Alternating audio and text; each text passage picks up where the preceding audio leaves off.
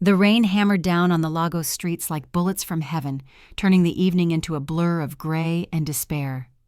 Kunle Oladipo sat in the back of his sleek black Mercedes, scrolling through his phone as his driver navigated through the flooded roads of Victoria Island. At 42, he was everything a Nigerian man dreamed of becoming, CEO of Oladipo Holdings, worth over 3 billion naira, featured on the cover of Forbes Africa twice in 3 years. His tailored Italian suit probably cost more than most people earned in 6 months. "Sir, there's traffic ahead," his driver announced, slowing the vehicle near the Falomo roundabout. Kunle barely glanced up, more concerned with the merger proposal on his screen. Then something made him look out the rain-streaked window. At first, it was just a shadow, a figure huddled beneath a torn umbrella on the sidewalk. But as the car crawled forward, the face became clearer, and Kunle's blood turned to ice. It couldn't be. His hand gripped the leather seat until his knuckles went white. There, kneeling on the wet pavement with a small boy clutched to her chest, was Folake. His Folake. Except she wasn't his anymore, hadn't been for 4 years. The woman who used to wear designer clothes now had on a faded Ankara wrapper and a stained blouse. Her once lustrous hair was covered with a cheap headscarf, soaked through by the rain.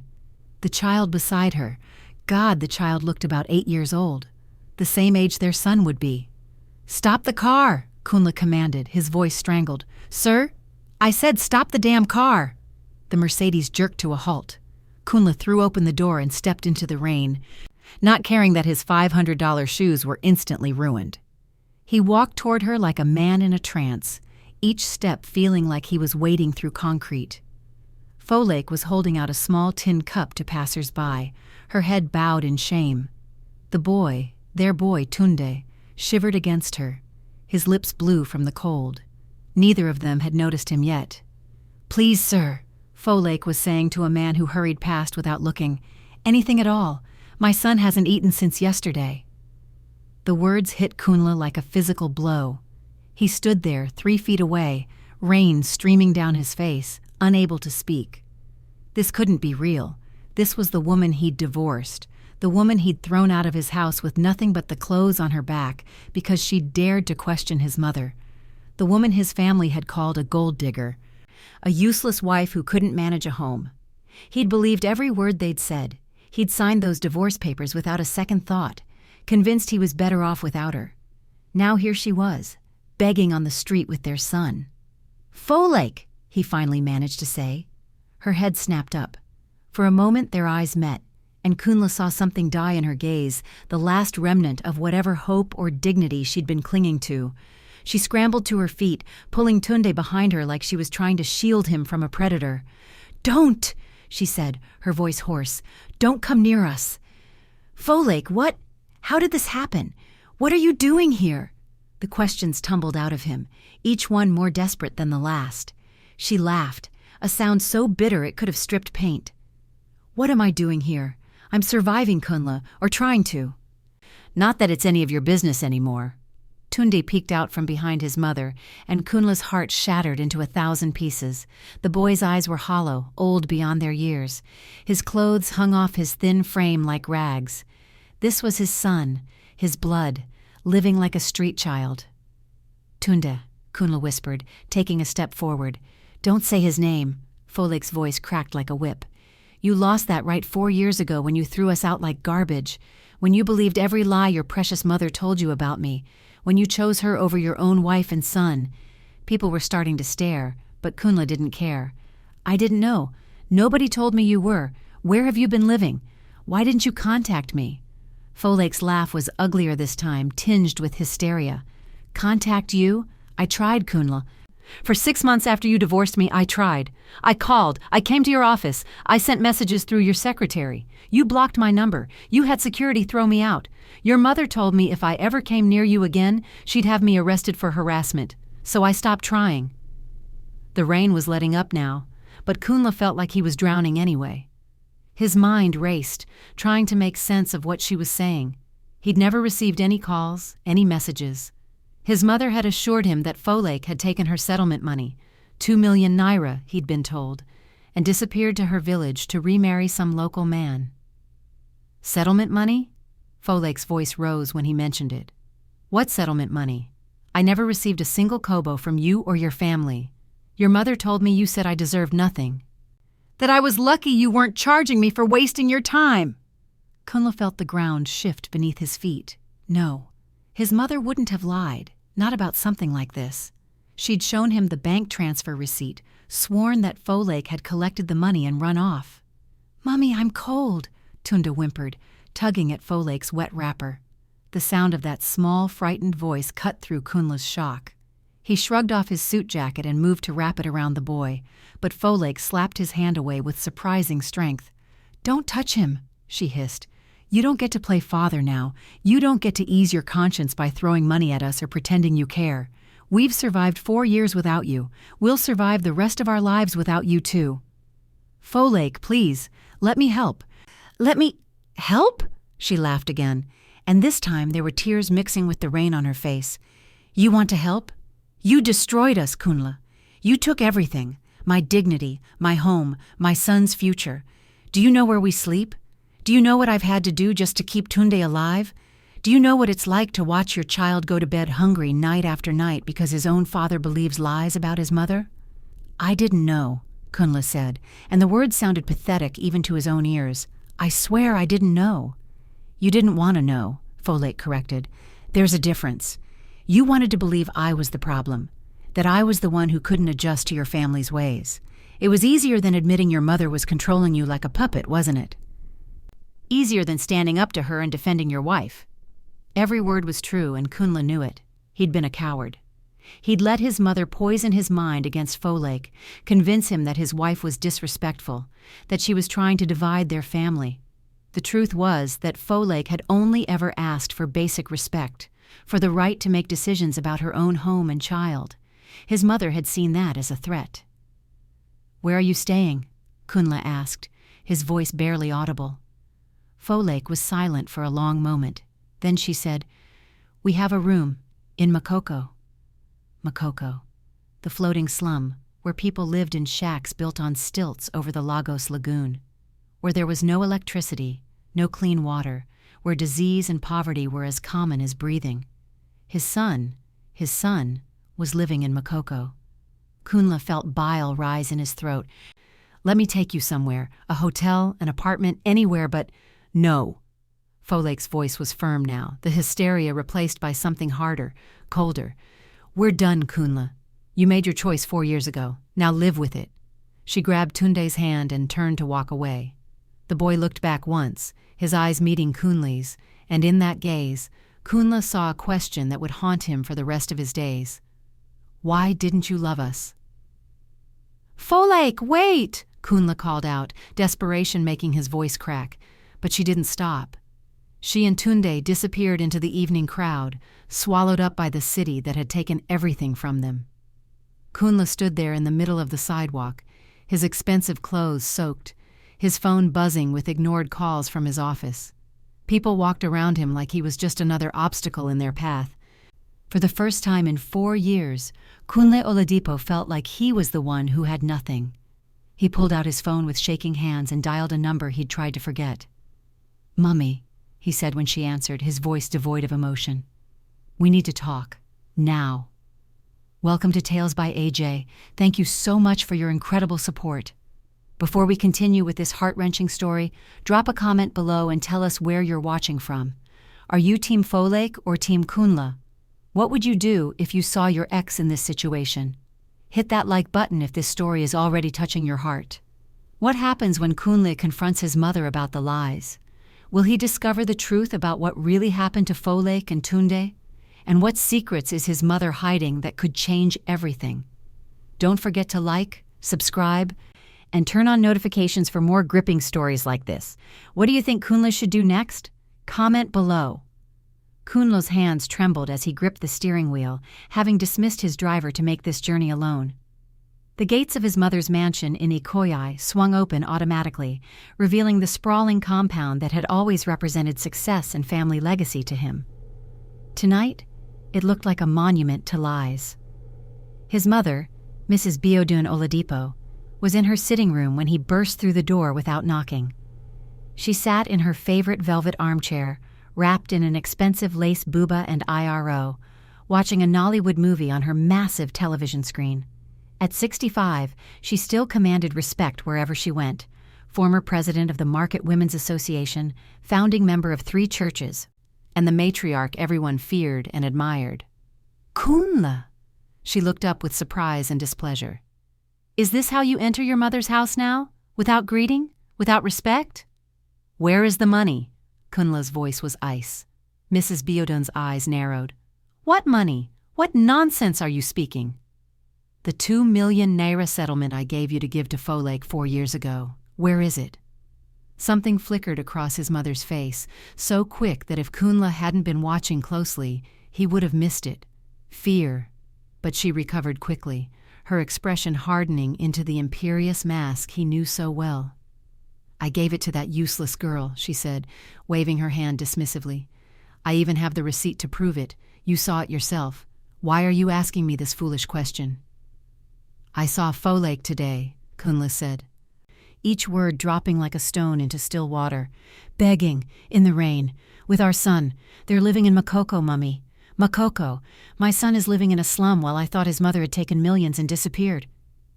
Mrs. Biodun's face didn't change, but her fingers tightened on the arm of her chair. That girl is a liar.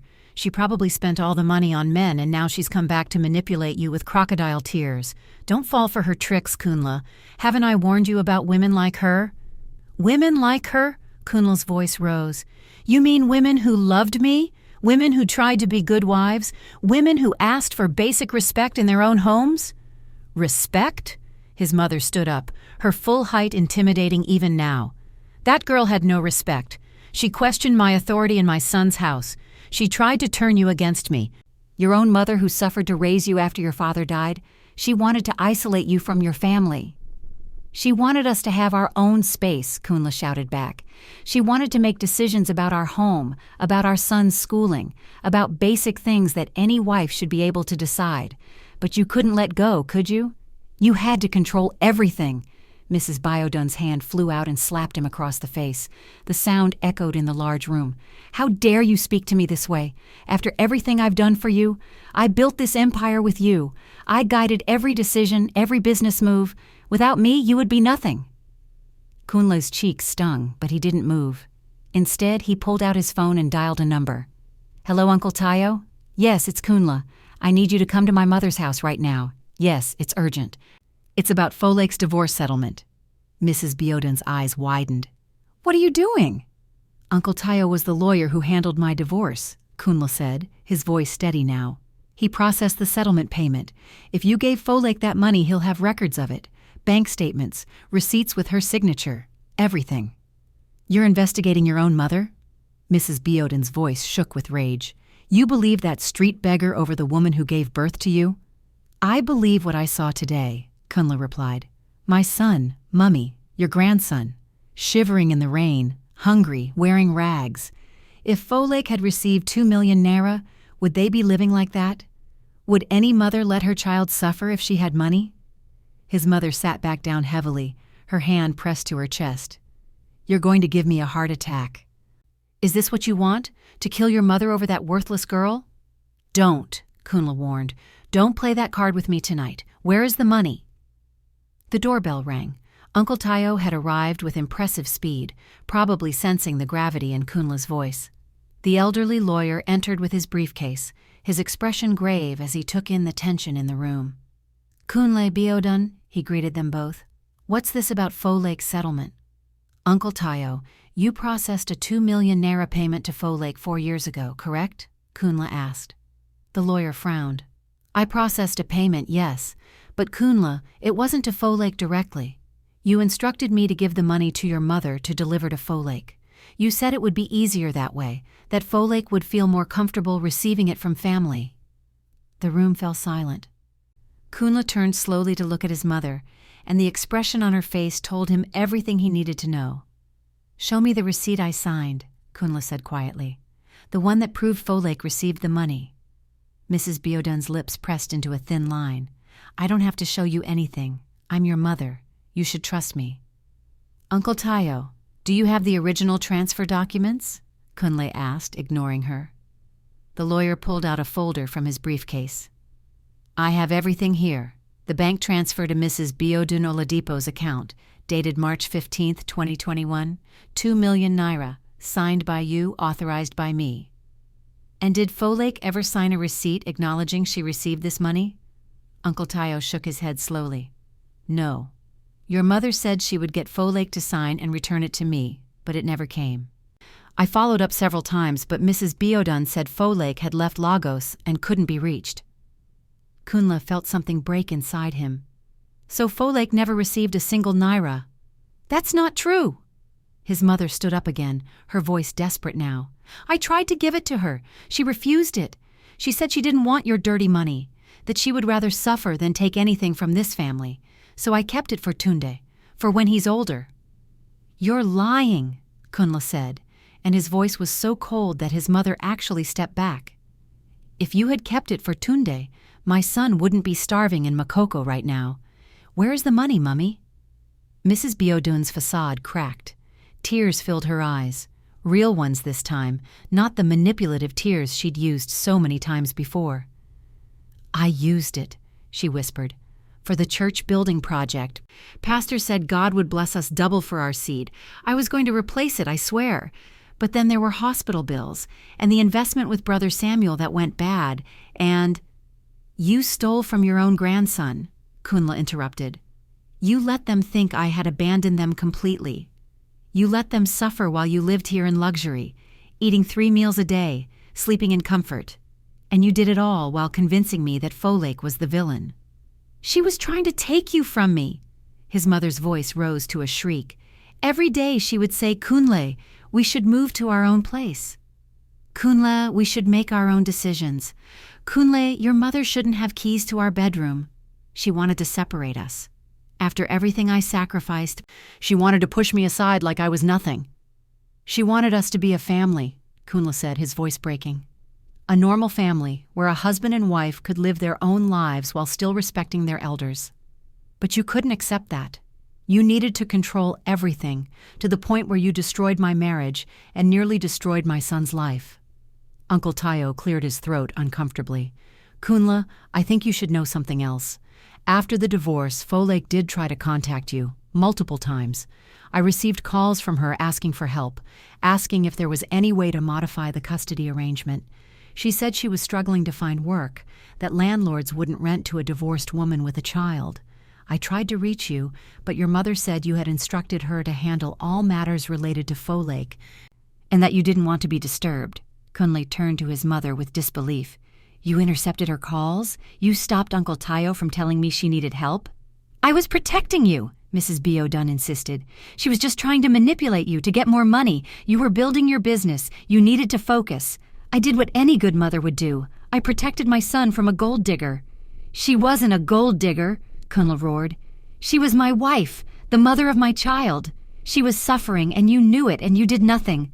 Worse than nothing, you made sure I couldn't help her even if I'd wanted to. His mother collapsed back into her chair, sobbing. What else could I do? You're all I have, Kunle. After your father died, you became my whole world.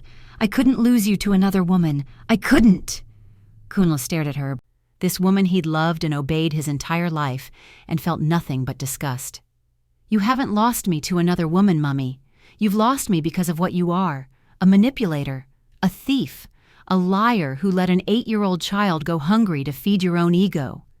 He turned to Uncle Tayo. I want you to draw up papers transferring this house to Folake's name, tomorrow. And I want every asset my mother has in her name, the rental properties, the investments, the cars, liquidated and put into a trust fund for Tunde. You can't, his mother gasped. This is my home. These are my properties. No, Kunle said coldly. They're properties I bought with my money, that I put in your name because I trusted you. That trust is gone. You can stay here as Folake's tenant if she allows it. Otherwise, you can experience what it's like to have nothing, just like you forced her to experience. Mrs. Kunle clutched at his sleeve as he turned to leave. Kunle, please, I'm your mother. You can't do this to me. What will people say? How will I show my face in church? He pulled his arm free. You should have thought about that before you stole from a child. before you lied to your own son, before you chose your pride over your grandson's welfare. Where are you going? She called after him. To find my son, Kunle replied without looking back, and to beg his mother's forgiveness, even though I don't deserve it. Uncle Tayo followed him out, his expression troubled. Kunle, your mother is difficult, but she's still your mother. Are you sure you want to go this far? Kunle stopped at his car door. Uncle Tayo, I saw my son tonight. He's 8 years old. And he looked at me like I was a stranger, because I am a stranger to him, because I let my mother's lies blind me to the truth. I have 4 years to make up for, and I'm not wasting another second. As he drove away, Kunle could hear his mother's wails echoing from the house. He felt no satisfaction, no victory, only the crushing weight of his own failure, and the desperate hope that somehow, some way, he could begin to fix what he'd broken. But first, he had to find them. And in a city of 20 million people, with Folake determined to hide from him, that was going to be harder than confronting his mother had been. He pulled out his phone and started making calls. He would hire investigators, search every corner of Makoko if he had to. He would find his son, even if it took him the rest of his life. The stench hit Kunle before he even stepped out of his car. Makoko at dawn was a sensory assault. Raw sewage mixing with smoke from cooking fires, rotting fish, and the brackish smell of the polluted lagoon. He'd brought 2 of his most trusted security men, but even they looked uncomfortable as they surveyed the maze of wooden planks and precarious shacks stretching out over the water. "Sir, are you sure about this?" one of them asked. "This place is dangerous. People here don't trust outsiders, especially wealthy ones." Kunle had changed out of his business attire into simple jeans and a plain shirt, but he knew he still looked out of place.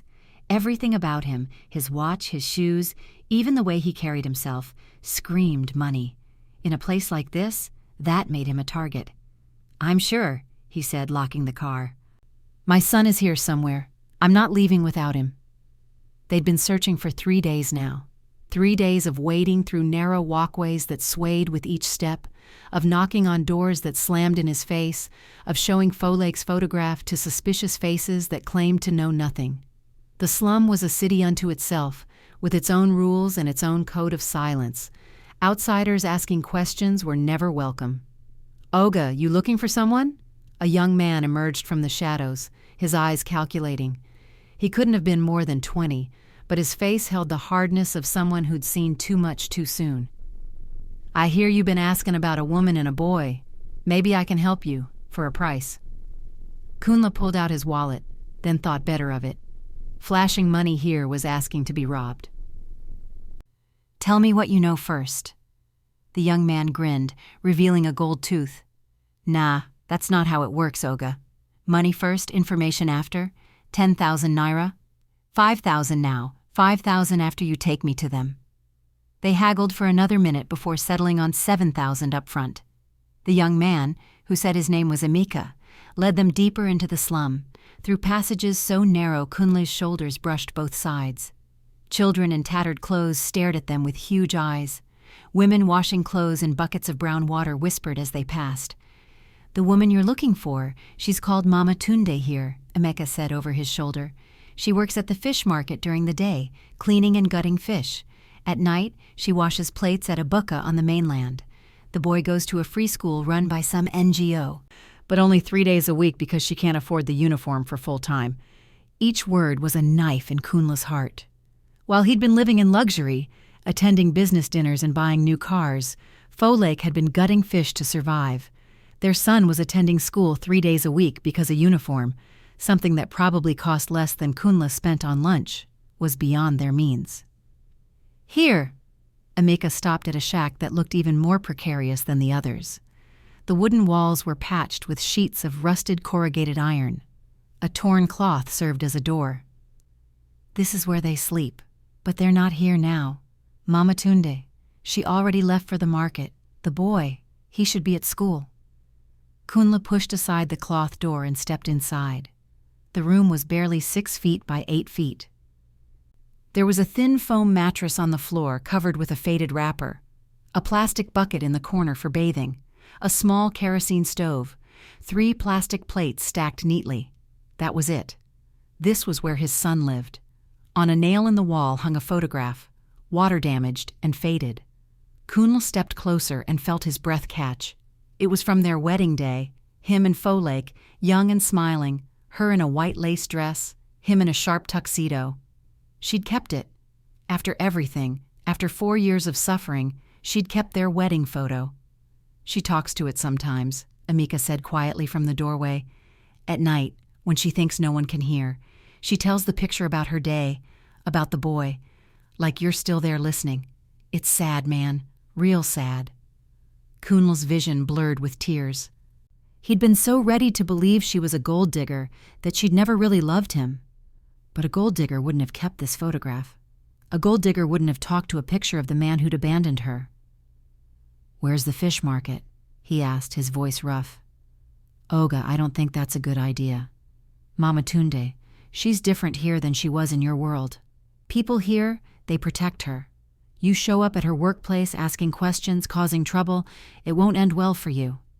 I don't care. Take me there." The fish market was chaos. Hundreds of women shouting prices, fish of every size spread out on wooden tables, the sun beating down mercilessly on the tin roof overhead. Amika led Kunle through the crowds to a section at the back where the cleaning was done. That's where they found her.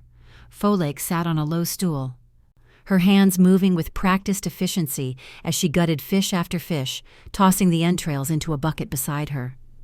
Her wrapper was stained with blood and fish scales. Her hands were raw and cracked. But what struck Kunle most was her face, the blank, distant expression of someone who'd learned to disconnect from their circumstances just to survive. "Mama Tunde," one of the other women called out, "you have a visitor." Folake looked up, and when she saw Kunle, the gutting knife slipped from her hands and clattered to the ground. For a moment, neither of them moved. Then her face hardened into an expression of pure fury. "What are you doing here?" she hissed, standing up. The other women stopped working, sensing drama. "Folake, I know about the money. I know my mother never gave it to you. I know everything." "Oh, you know everything now?" Folake's laugh was bitter. 4 years too late, but congratulations on finally opening your eyes. Do you want a medal? An award for being the slowest man in Lagos to figure out his mother was lying?" "I'm sorry," Kunle said. "I know that's not enough, but I'm so sorry. For believing her, for not listening to you, for letting you and Tunde suffer like this." "Sorry?" Folake wiped her bloody hands on her wrapper and stepped closer. "You're sorry? Do you know what sorry is worth here, Kunle? Nothing, less than nothing. Sorry doesn't feed my son. Sorry doesn't pay for medicine when he has malaria. Sorry doesn't keep him safe when the floods come and this whole place turns into a death trap." The other women murmured agreement. One of them, a large woman with tribal marks on her face, stepped forward protectively. "Oga, you better leave. Mama Tunde doesn't need your trouble." "I want to help," Kunle insisted. "I want to make this right. Please, Folake, let me help you and Tunde." "Help?" Folake's voice rose. "Now you want to help? Where were you when I was sleeping on the streets because no landlord would rent to a divorced woman? Where were you when Tunde got sick and I had to choose between buying medicine or feeding us? Where were you when men offered me money for things I won't even say, and I was so desperate I almost said yes?" Kunle felt like he'd been punched. "Folake, I didn't know. I swear on everything, I didn't know." "Because you didn't want to know," she shouted. "You were comfortable in your big house with your controlling mother, living your perfect life. You divorced me like I was nothing. Like our marriage vows meant nothing. Like I was some employee you could just fire when I didn't fit into your mother's plans anymore." "You're right," Kunle said, and his voice broke. "You're absolutely right. I failed you. I failed Tunde. I was a coward who let his mother control his life. But I'm here now, and I'm begging you. Please let me help my son. Not for me, not to ease my guilt. For him. He's 8 years old and he's living in a shack that could collapse into the lagoon any day. Let me get him somewhere safe." "Somewhere safe?" Folake shook her head. "You mean somewhere you control? Somewhere your mother can poison him against me the way she poisoned you against me? No, never. Tunde is mine. He's all I have. And I will die before I let you or your family take him from me." "I'm not trying to take him from you." Kunle was desperate now. "I just want him to have a chance, a real chance. Good schools, proper nutrition, safety. Don't you want that for him?" "Of course I want that." Folake's eyes filled with tears. "Every single day I want that. Every time I see him hungry, every time he asks why we can't live in a real house, every time he comes home with bruises from fighting with other boys over scraps. I want him to have everything, but not if it means losing him to you." "You won't lose him, I promise. I'll make sure—" "Your promises mean nothing." Folake cut him off. "You promised to love and cherish me. You promised we'd face everything together. You promised you'd protect me from your family if they ever came between us. Every promise you made, you broke, so don't stand here and make new promises like they mean something." One of Kunle's security men touched his arm. "Sir, we should go. People are getting angry." He was right. A crowd had gathered, and the mood was turning hostile. Men were appearing from the shadows, their expressions threatening. In Makoko, the community protected its own against outsiders. "Just think about it," Kunle pleaded. "I'm not asking you to forgive me. I'm not asking you to take me back. I'm just asking you to let me be a father to my son. Please, Folake." "Get out," she said quietly. "Get out of here and don't come back. We survived 4 years without you. We don't need you now." "Folake," I said, "get out." She picked up a fish and threw it at him. It hit his chest and slid down, leaving a trail of slime on his shirt. The crowd laughed. "Go back to your mansion and your perfect life and leave us alone." Kunle stood there for a moment longer, wanting to say more but knowing it would only make things worse. Finally, he turned and walked away, his security men flanking him protectively as angry voices followed them through the market. Behind him, he heard Folake collapse onto her stool and begin to sob. The sound tore at him, but he kept walking. He'd done enough damage for one day. Back at his car, Emeka held out his hand for the rest of his money. As Kunle paid him, the young man said, "You know what your problem is, Oga? You think money fixes everything, but some things, once you break them, they stay broken. Doesn't matter how much money you throw at it." Kunle got into his car without answering. As he drove away from Makoko, his phone rang. It was his secretary. "Sir, I have someone here who says she has information about Mrs. Folake. She says it's urgent. Something about what really happened during the divorce. She says Mrs. Biodun paid her to lie." Kunle's hands tightened on the steering wheel. "I'll be there in 20 minutes. Don't let her leave." As he raced through Lagos traffic, his mind spun with possibilities. What else had his mother lied about? What other damage had she done? And more importantly, how much worse was this going to get before he could even begin to make it better? Wow, that confrontation was intense. Do you think Folake is right to reject Kunle's help, or should she put Tunde's needs first? Hit that like button if your heart is breaking for this family, and comment below, what would you do in Folake's position? What shocking revelation is waiting for Kunle at his office? And will he find a way to reach Folake's heart before it's too late? Don't forget to subscribe and turn on notifications. We're only halfway through this emotional journey, and trust us, the truth that's about to come out will change everything. What do you think the mystery woman knows? Comment your theories below. The woman sitting in Kunle's office was nervous, her hands twisting a handkerchief in her lap. She was middle-aged, dressed in a simple blouse and wrapper, with the tired eyes of someone who'd carried a heavy burden for too long. Kunle recognized her immediately, Sister Blessing, one of his mother's church friends and former neighbor. "Sister Blessing," Kunle said, closing the door behind him. "My secretary said you have information about my ex-wife." The woman nodded, tears already forming in her eyes.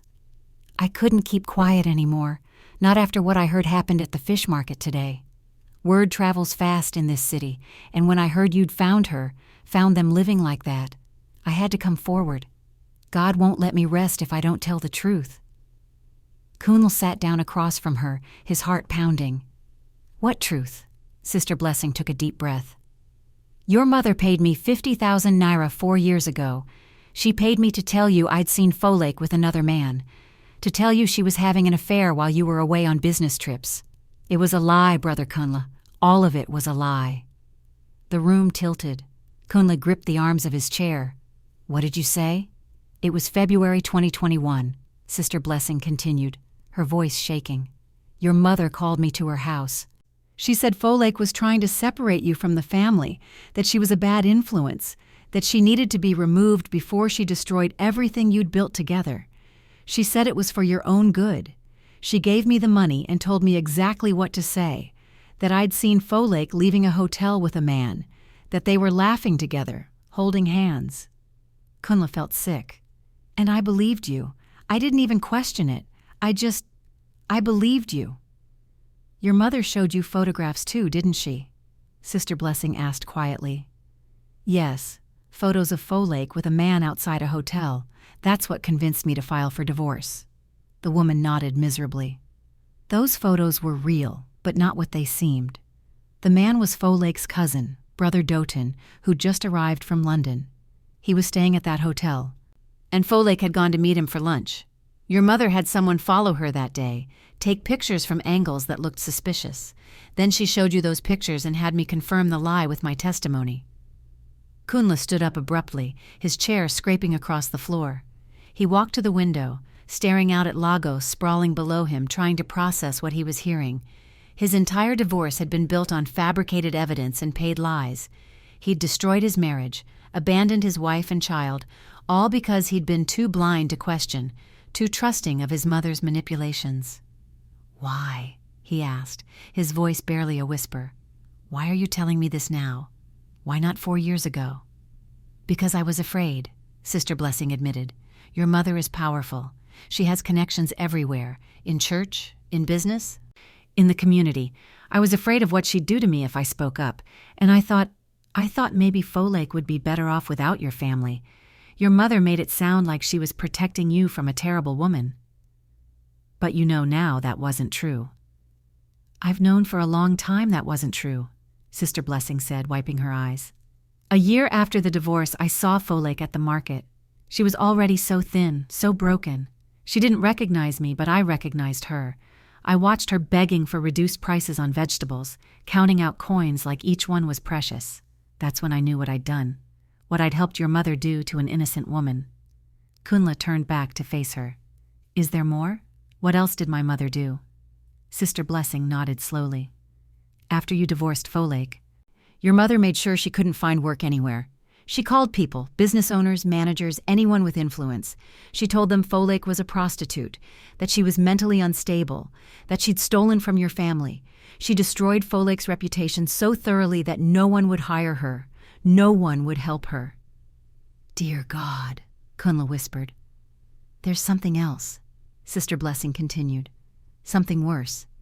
After Folake left your house with nothing, she went to stay with her friend Gloria. Your mother found out where she was staying and went there. I don't know exactly what happened, but Gloria told me later that your mother threatened Folake.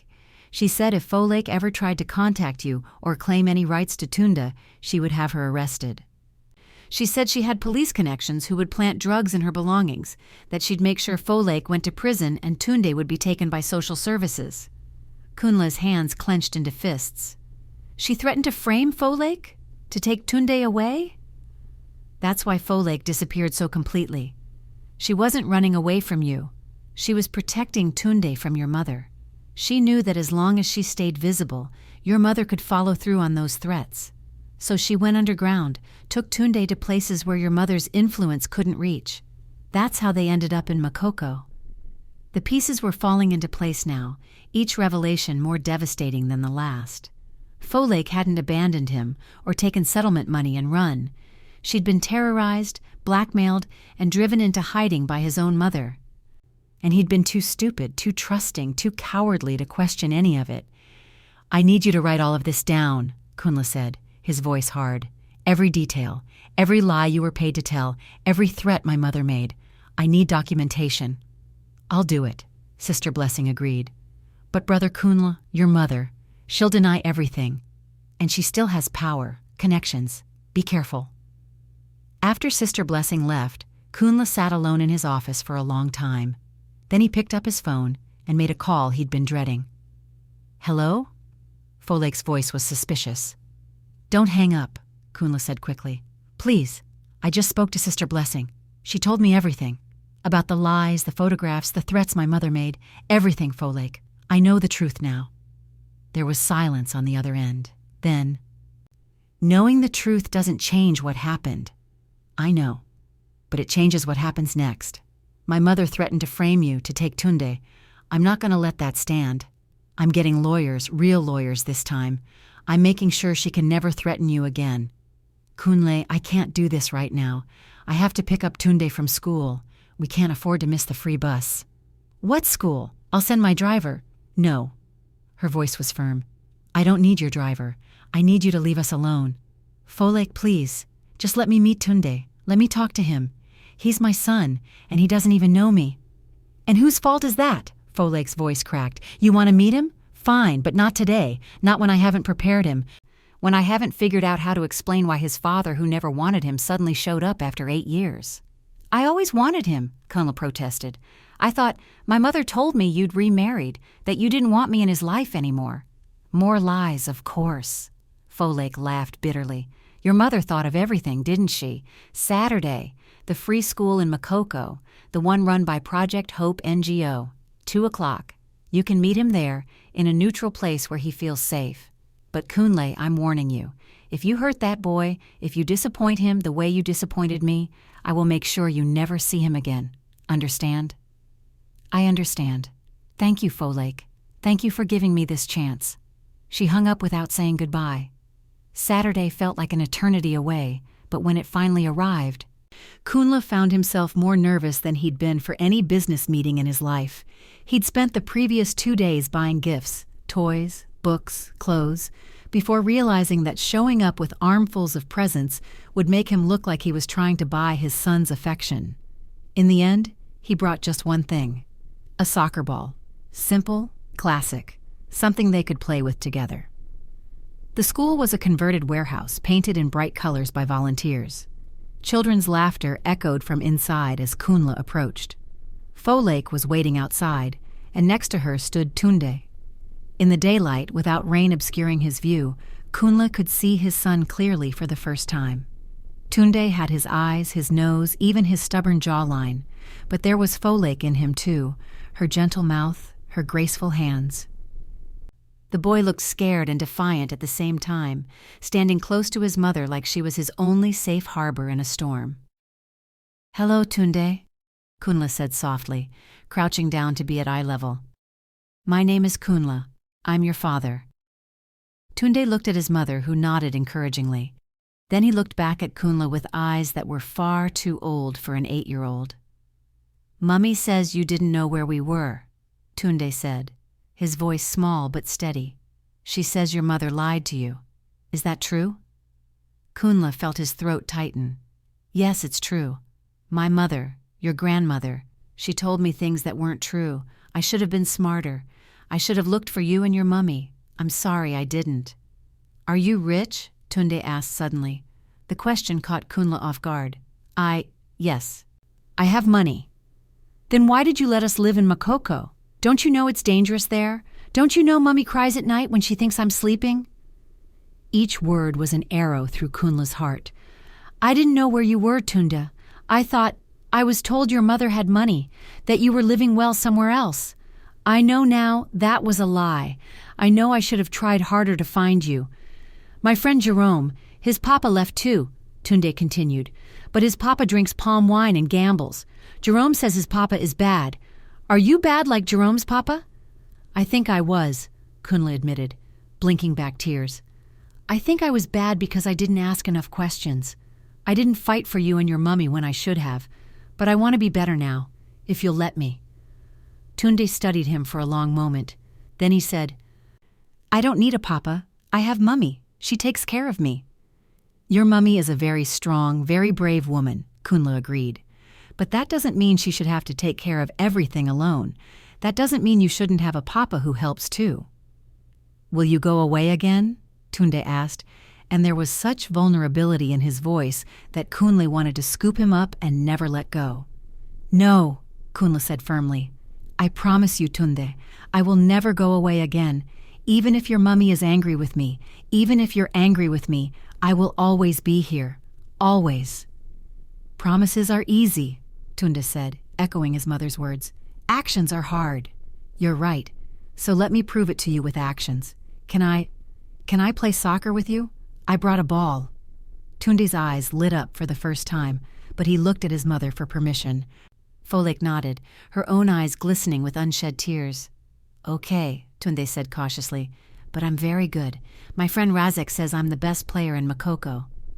As they moved to an open area to kick the ball around, Kunle glanced back at Folake.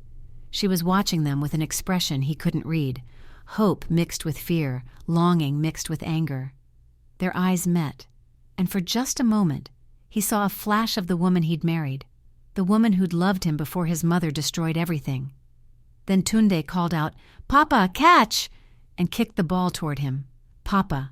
His son had called him Papa. It was such a small thing, but it felt like the first step on a very long journey toward redemption. What Kunle didn't know was that his mother had found out about the meeting, and she was preparing one final, desperate move to keep control of her son, a move that would put Folake and Tunde in more danger than they'd ever been in before. The call came at midnight, 3 days after Kunle's soccer game with Tunde. Kunle was in his study, reviewing documents his lawyers had prepared to strip his mother of her remaining assets, when his phone rang. Unknown number. "Hello? Mr. Oladipo?" A woman's frantic voice. "This is Nurse Ngozi from Makoko Health Center. Your son, Tunde, he's been brought in. He's very sick. High fever, severe vomiting. His mother is here, but she doesn't have money for treatment. She gave us your number, said you're the father." Kunle was already grabbing his car keys. "I'm coming. Do whatever you need to do. Money is not a problem. I'll be there in 30 minutes. He made it in 20, breaking every traffic law in Lagos. The health center was a small building with peeling paint and flickering fluorescent lights. Inside, Folake sat on a plastic chair, her face buried in her hands. When she heard his footsteps, she looked up, and the raw terror in her eyes nearly brought him to his knees. "Where is he?" Kunle demanded. "Back there." Folake pointed to a curtained area. "They think it's malaria, maybe typhoid. He was fine this morning, but by evening he was burning up. I didn't know what else to do. I didn't want to call you, but I can't lose him, Kunle. I can't." A doctor emerged from behind the curtain, a tired-looking man with kind eyes. "Mr. Oladipo? I'm Dr. Ibrahim. Your son needs to be moved to a proper hospital immediately. We've stabilized him for now, but we don't have the facilities here for serious cases. He needs IV fluids, proper medication, monitoring. I recommend Lagos University Teaching Hospital." "Get an ambulance," Kunle ordered. "The best one, now." "Sir, our ambulance it's not in good condition, very old. Maybe you should, I'll call a private ambulance service." Kunle was already dialing. "Just keep him stable until they get here." Folake stood up, swaying slightly. Kunle realized she probably hadn't eaten all day. "Have you had food?" he asked her. "I'm fine," she said automatically, but her hands were shaking. "You're not fine. Sit down before you collapse." He guided her back to the chair and turned to one of his security men who'd followed him. "Go buy food, anything, rice, bread, water, bring it back here now." While they waited for the ambulance, Kunle went behind the curtain to see Tunde. His son lay on a narrow bed, his small body drenched in sweat. His eyes closed. An IV drip ran into his thin arm. He looked so fragile, so small. Kunle pulled up a stool and took his son's free hand. "I'm here, Tunde," he whispered. "Papa is here. You're going to be okay, I promise." Tunde's eyes fluttered open. "Papa?" His voice was barely audible. "Am I dying?" "No," Kunle said firmly, though fear clawed at his chest. "You're not dying.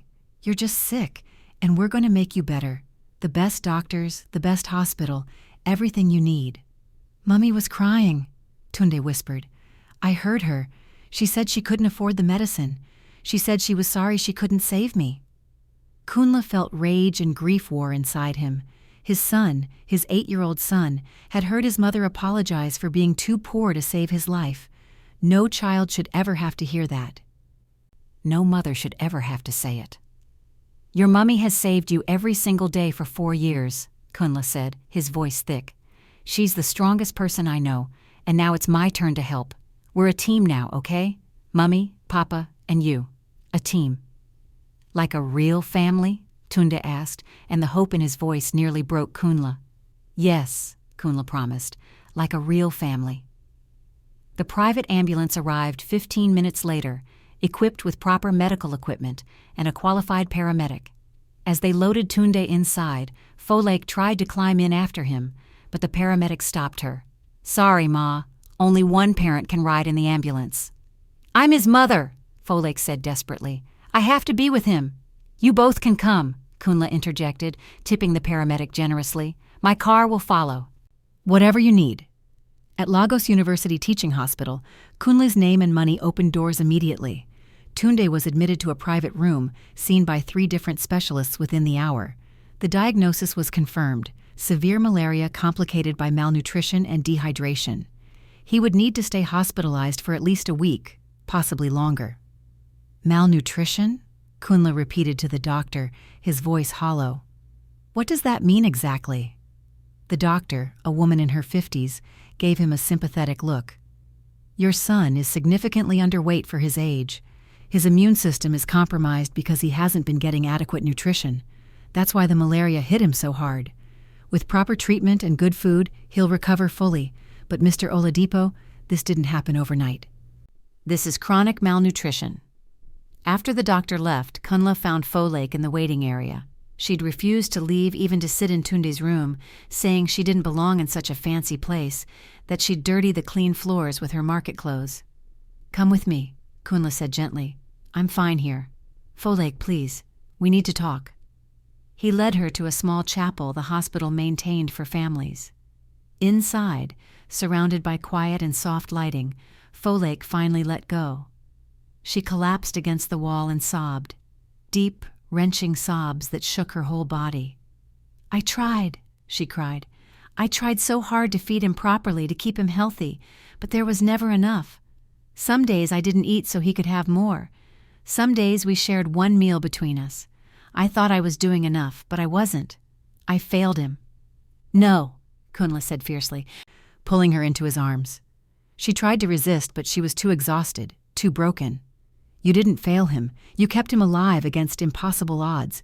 You did that alone, with no help, while I was living in luxury. If anyone failed, it was me." "I'm so tired, Kunle," Folake whispered against his chest.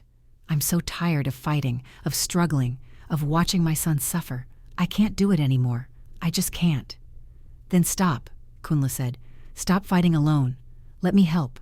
Not because I'm trying to take over or control you, but because Tunde deserves parents who work together. Because you deserve to not carry this burden alone anymore."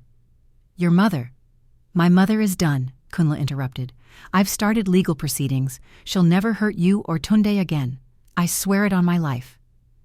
Folake pulled back to look at him, searching his face for truth. "Why should I believe you? You promised to love and protect me before, and you broke that promise." "Because I'm not the same man I was 4 years ago," Kunle said. "That man was a coward who let his mother control his life. That man chose comfort over truth. But seeing Tunde tonight, hearing him ask if he was dying, Folake, something broke in me. Or maybe something finally woke up. I can't undo the past, but I can change the future, if you'll let me." Before Folake could answer, Kunle's phone rang, his mother. "Don't answer it," Folake said. But something in Kunle's gut told him he should. He answered, "What do you want?" "So it's true," his mother's voice was cold. "You took that woman and her bastard to the hospital. You're spending my money on them." "It's not your money," Kunle said. "It never was. And don't call my son a bastard." "That boy has ruined everything," his mother shrieked. "I had plans for you. A proper wife from a good family, children who would honor their grandmother. But no, you had to throw it all away for that market woman. This conversation is over." Kunle moved to hang up. "If you don't come home right now and end this foolishness, I will disown you," his mother threatened. "I will tell everyone what a disgrace you are. I will destroy your business reputation. No one will want to work with a man who abandoned his mother for a prostitute." Something snapped in Kunle. 4 years of manipulation, of lies, of poison, it all crystallized in this moment. "Do it," he said calmly. "Tell everyone. Write it in the newspapers if you want, because I'm about to tell them something too. I'm going to tell them how you stole from your own grandson, how you lied and paid people to destroy my marriage, how you threatened to frame an innocent woman. Sister Blessing has already given a written statement. How many others do you think will come forward once they see someone had the courage to speak up?" His mother's voice turned desperate. "Kunle, please, I'm your mother. I only did what I thought was best for you. You can't turn on me like this. What will people say? What will the church say?" "They'll say you're a woman who chose pride over family," Kunle replied. "They'll say you destroyed lives to feed your own ego, and they'll be right. I'm done, Mummy. Done with your control, done with your lies. You can keep the house in Ikoyi. Folake doesn't want it, but everything else reverts to me. And I'm putting it in trust for Tunde. As for our relationship, that depends entirely on whether you can admit what you did and genuinely apologize. Not to me, to Folake. Until then, don't call me." He hung up and turned off his phone. Folake was staring at him with wide eyes. "You just stood up to your mother," she said, sounding amazed. 4 years ago, you couldn't even tell her to knock before entering our bedroom. Now you just— "I should have done it years ago," Kunle said. "I should have protected you from her the day we got married. I'm sorry it took losing everything to learn that lesson." They returned to Tunde's room together. The boy was sleeping peacefully now, his fever broken, color returning to his cheeks. They sat on opposite sides of his bed, watching him breathe, each lost in their own thoughts. "I can't come back to you," Folake said suddenly. "Even if I wanted to, even if I could forgive you, we've both changed too much. We're not the same people who got married 9 years ago." "I know," Kunle said, and he meant it. "I'm not asking you to come back, but I am asking you to let me be Tunde's father. Really be his father, not just someone who sends money. I want him to know me. I want to be there for school events, for birthdays, for the everyday moments. I want to make up for lost time." "And what about me?" Folake asked. "Where do I fit in this new arrangement?" Kunle met her eyes. "Wherever you want to fit. If you want your own place, I'll help you find something safe and comfortable. If you want to go back to school, finish that degree you left behind to marry me, I'll support that. If you want to start a business, I'll invest in it. This isn't about controlling you or earning your forgiveness. It's about making sure you and Tunde have what you need to thrive, not just survive." "I need time," Folake said. "Time to process all of this. Time to figure out who I am outside of survival mode. Time to decide if I can trust you again." "Take all the time you need," Kunle agreed. "I'll be here, as long as it takes." A nurse came in to check Tunde's vitals, smiling when she saw both parents present. "He's doing much better. The medication is working. He should be able to go home in 5 or 6 days." After she left, Folake said quietly, "We don't have a home to take him to, just that room in Makoko." "Then let's find you one," Kunle said. "Tomorrow. Something in a safe neighborhood near good schools. Not a mansion. Not something that would make you uncomfortable. Just a real home." "Kunle—" "It's not charity, Folake. It's what I should have been doing all along. Please, for Tunde." She was quiet for a long moment. Then she nodded. "For Tunde. But I pay rent even if it's small. I won't be dependent on you completely. I need to maintain some independence."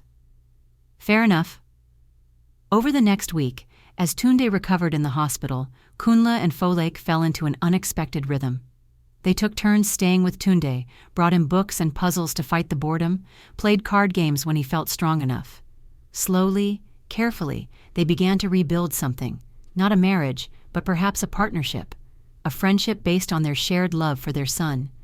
Kunle found them a modest 3-bedroom apartment in Surulere, safe, clean, near a good school. He furnished it simply, remembering Folake's taste from their marriage, adding touches he hoped she'd like. When he showed it to her, she cried. "It's perfect," she said. "It's more than I ever dreamed we'd have." On the day Tunde was discharged, the 3 of them drove to the new apartment together. Tunde's eyes grew huge when he saw his own bedroom, with a real bed and a desk for homework and shelves waiting to be filled with books. "Is this really ours?" he asked his mother. "We can stay here?" "Yes, baby," Folake said, hugging him close. "This is home now."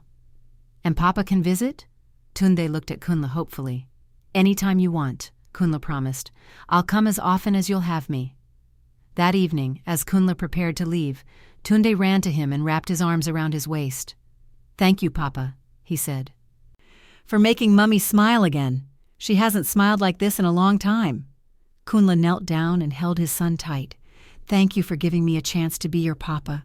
I know I missed a lot of years. I know I have to earn your trust. But I promise you, Tunde, I will spend every day for the rest of my life being the father you deserve." At the door, Folake walked him out. They stood in the corridor, an awkward distance between them, too far for the intimacy they'd once shared, too close for the strangers they'd become. "Thank you," Folake said, "for all of this, for proving that maybe promises can be kept after all." "Thank you," Kunle replied, "for not giving up, for keeping Tunde alive, for staying strong even when you had every reason to break. You're the real hero in this story, Folake. Never forget that." She smiled, a real smile this time, not the bitter or broken ones he'd seen before. "We have a long way to go, a lot to work through." "I know, but at least now we're working through it together." As Kunle drove home that night, his phone rang. His mother. He'd been ignoring her calls all week. This time he answered. "Mummy." "Kunle." Her voice was small, defeated. "I went to see Sister Blessing today. She told me everything she told you. I wanted to convince her to recant, but when I got there and saw her face, saw how relieved she looked to have the truth out, I realized something. I realized I've become a monster, a woman who would threaten and lie and destroy lives to get her way. That's not who I wanted to be." Kunle said nothing, waiting. "I know you won't forgive me," his mother continued. "I don't deserve forgiveness, but I want you to know, I'm going to therapy. Real therapy, not just prayer sessions. I'm going to figure out why I'm so afraid of losing control that I'd hurt my own family. And someday, when I'm better, I'd like to meet my grandson properly, not to control or manipulate, just to be his grandmother, if Folake will allow it." "That's not my decision to make," Kunle said. "That's Folake's choice, and it might take years before she's ready to even consider it. You hurt her badly, Mummy, worse than I did, and I hurt her terribly." "I know," his mother's voice cracked. "I destroyed an innocent woman's life because I was selfish and scared. I'll have to live with that for the rest of my days. But I want to try to be better, even if it's too late, even if no one ever forgives me. I want to try." After they hung up, Kunle thought about forgiveness, about how some betrayals cut so deep they changed you forever, about how healing wasn't linear or easy or guaranteed. But maybe, just maybe, it was possible, if everyone was willing to do the hard work. 3 months later, Tunde started at his new school, wearing a crisp uniform and carrying a backpack full of supplies. Folake had enrolled in night classes to finish her degree in accounting. And Kunle? He visited 3 times a week, never missing a Thursday dinner or a Saturday outing with his son. They weren't a traditional family. They might never be. But they were something real, something honest, built not on illusions or lies, but on hard-won truth and second chances.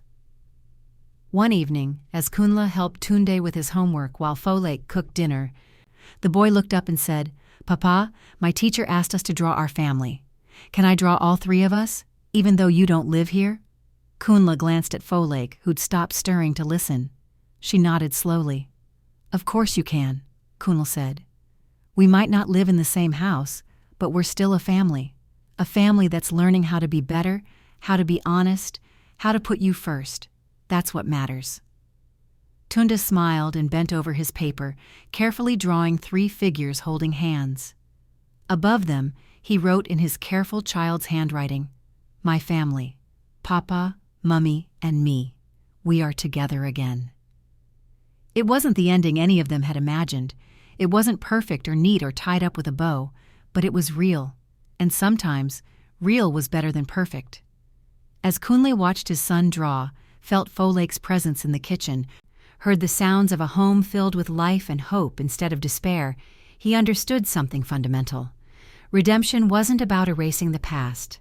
It was about learning from it, growing beyond it, and building something better in its wake. He'd been given a second chance.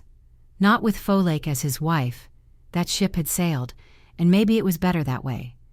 But as Tunde's father, as Folake's co-parent and friend, as a man who'd learned the hard way what mattered in life. He wouldn't waste it, not this time. This time, he'd get it right. What an emotional journey. From the rainy streets of Lagos to a new beginning. This family has shown us that while some things can't be undone, healing is possible when we choose truth over pride. Hit that like button if this story touched your heart. What lesson will you take from Kunle, Folake, And Tunde's story? Share in the comments below. The lesson here is powerful. Family isn't just about living under the same roof. It's about showing up, keeping promises, and putting your children first, even when it's hard, even when you've failed before. It's about having the courage to admit when you're wrong and the strength to fight for what's right. Did you learn something from this story? Don't forget to subscribe for more powerful African tales that inspire, teach, and remind us what truly matters in life. Turn on those notifications so you never miss a story. Where are you watching from? And what would you have done differently if you were in Kunle or Folake's shoes? Drop your thoughts in the comments. We love hearing from you. Thank you for joining us on Tales by AJ. Until next time, remember, it's never too late to choose the right path. It's never too late to fight for your family. And it's never too late to become the person you should have been all along. Like, comment, share, and subscribe. See you in the next story.